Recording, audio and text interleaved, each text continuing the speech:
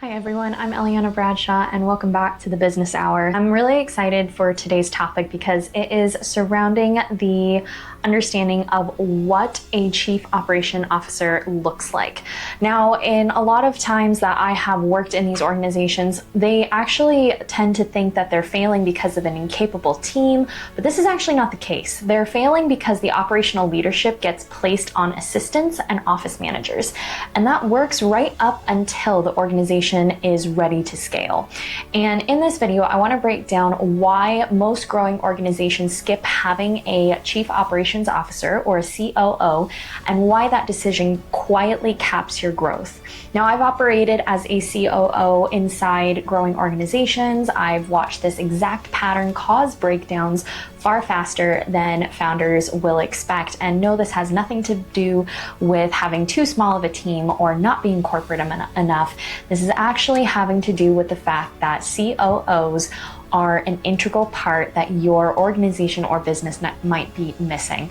Let's talk about why businesses and organizations skip over the COO. Now, something that I don't think a lot of more unseasoned entrepreneurs and people running organizations that are trying to figure out and scale their businesses, something that they don't understand is the power of a COO. Now, a COO is actually the person that directly sits underneath the Chief Executive Officer, who is usually the visionary. They have the final say in everything that gets executed in their business.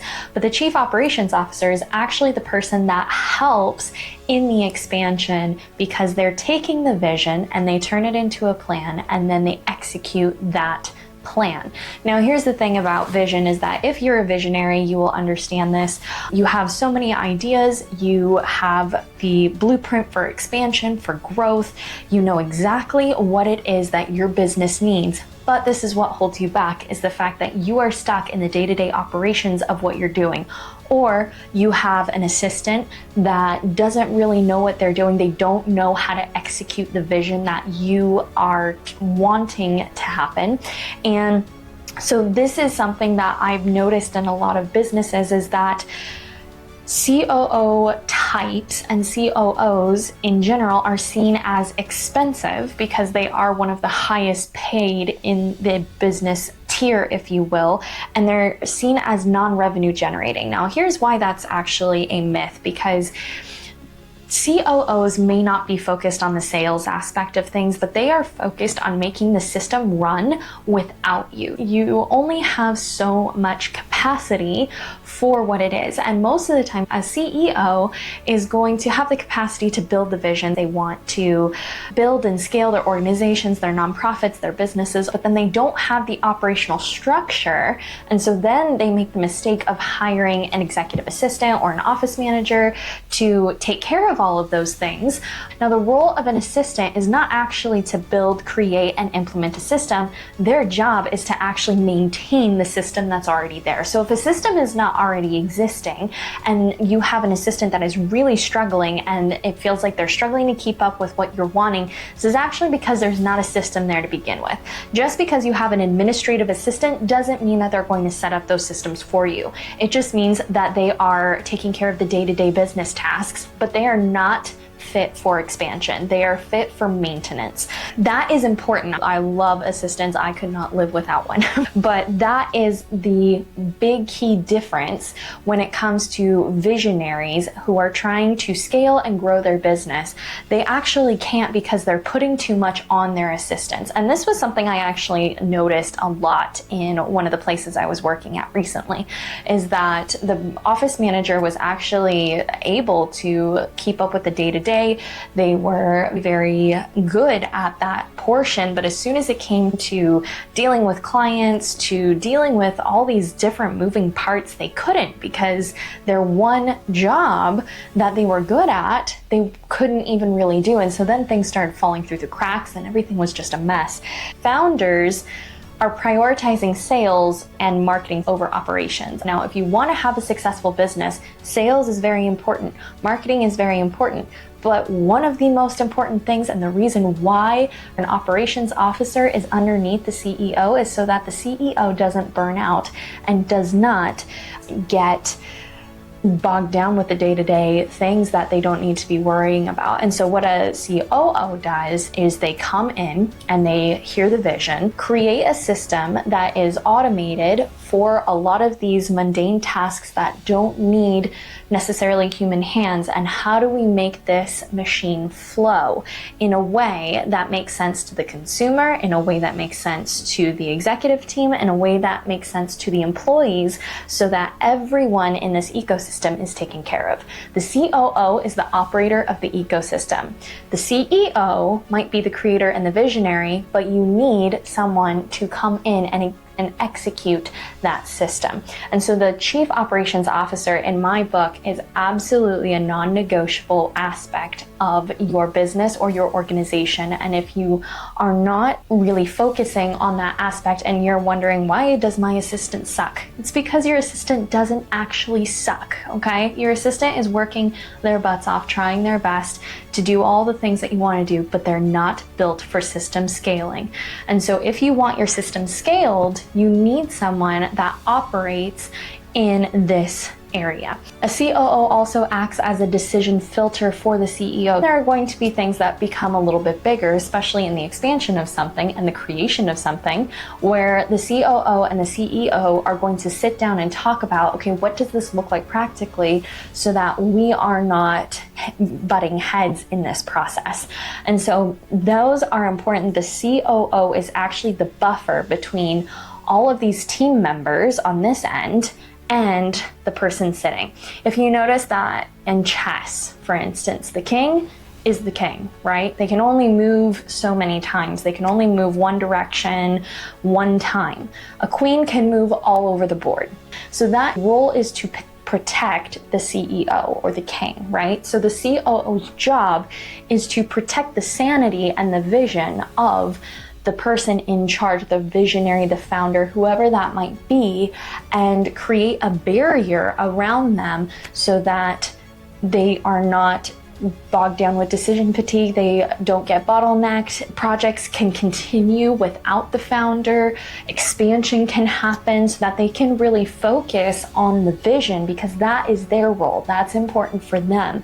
But then the operations side, they don't even have to worry about it. And I'm gonna give you an example of an organization I worked for. So when I came into this organization, it was a nonprofit and they were starting a school. And I came in and I just was gonna be like a community manager doing social media because I was young and everyone was like, oh, social media, that will be her thing, which it's not. I'm following orders and all of these things, and all of a sudden the operations side just became very aware to me that it was not working and that there were things falling through the cracks. And so I went to the founder and I said, hey, these are the things I'm noticing.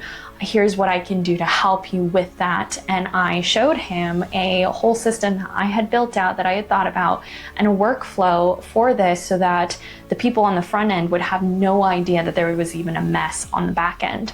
And so he brought me on as the director over time, and I said, hey, tell me what you want to do with this program. And we sat down and he shared with me that he wanted to go into the nations. He wanted this to be a global program. And so then what I ended up doing was creating a global program. He brought the relationships to the table. I helped foster those relationships as somebody that was an expert in operations, and I liaised with those clients, I liaised with their teams, I trained their teams, I created SOPs, which are standard operating procedures. I created all of this, and we ended up bringing in a couple of extra people to help us. We brought in different cohorts. This went from like a total fat mess on the back end to something that was streamlined. It was duplicatable in multiple nations, and I was actually able to take this model and help other people establish this for their universities as well when they were doing global programs. And so this is an example of what happens when a founder or a voice that is there saying, this is what I want to do. How do we make this happen? My role is to execute it. And the COO actually has a lot of power, the final say is still the founder, it is still the CEO, but the COO has all of the creative freedom to create a system that is going to work for the staff, it's going to work for the CEO, it's going to work for the consumers and the clients. That is their role, is to think about the whole picture and how to make it run smoothly and take a load off of the CEO's shoulders. And these are things that I love to do. So these are indicators that you might need this. One, if you as a founder or your founder is stretched across decisions, you need operations. If you get repeated questions from your team and it seems like there's no streamlined communication in what's happening, if you are missing deadlines and there are things that are just falling through the cracks, you need an operations manager. If you are having communication breakdowns with your team and you are constantly frustrated with this, you need someone as an operations officer. I was operating in this role for many years before I even recognized that my gifting and my niche was a COO type. So not everyone needs a COO full-time hire. If you are in the position where you have the money to do it, then do it. But this can be very expensive. And so interim or fractional leadership can work, because what ends up happening is the operations officer will come in, set up a system, train your people in that system, and then train someone to also come in and do it. And then when you need a new system, you can go back to that person and say, hey, we want to expand in this particular area. Can you come and do the same thing? This is actually something that I do for businesses, and it is one of my favorite things to do because I love coaching teams, I love working with teams, I love being able to help people understand how to proactively see the needs of a CEO or of a founder or the executive person that is going for it. You just need good systems and a few people that are willing to stay with that system and to execute through that system. If you have that and you have people that are humble, that are willing to learn, that are willing to grow, that are willing to keep moving forward, this is something that's going to be extremely important. Systems over the title, function over the title. It's not about the title. It has never been about a title, which is why I love coming in and helping organizations and businesses do this, because I don't care about a title. I don't want you to hire me. I don't want to be your COO. I just want to help you feel confident in the system that is being created custom to your business, and that you can be confident that your people have been trained for that system. And so this is something I've been doing inside companies for a long time now. I've designed operational systems that let founders step out of the day-to-day without losing control. And so if you are interested in this, go to Instagram, find me at the Mrs. Bradshaw, and DM me ops for more info if you're interested in this. I help so many businesses do this. I've helped nonprofit organizations do this, and I absolutely love doing this. Schedule a discovery call with me and we'll make it happen. If your business is feeling chaotic, it's because you are missing that operational leadership. Executive function and operations, they work hand in hand, but it is not about releasing full control. It's about knowing that things are in control even when you don't know what's happening. It's like having a second brain. It's like a backup generator. You can trust that everything is going to be fine. The food in the fridge is going to stay cold. Everything is going to be fine because you've got that backup. CEOs, you need backup. You deserve backup. And I'm sorry to tell you, your backup is not your assistant. Your backup is not your office manager. Your backup is not some random volunteer that happens to be good at administration. Your backup is what you are missing if you don't have an operations officer. Now, if you want to understand the difference between hiring an assistant, an office manager, and an operational leadership, click here for this video.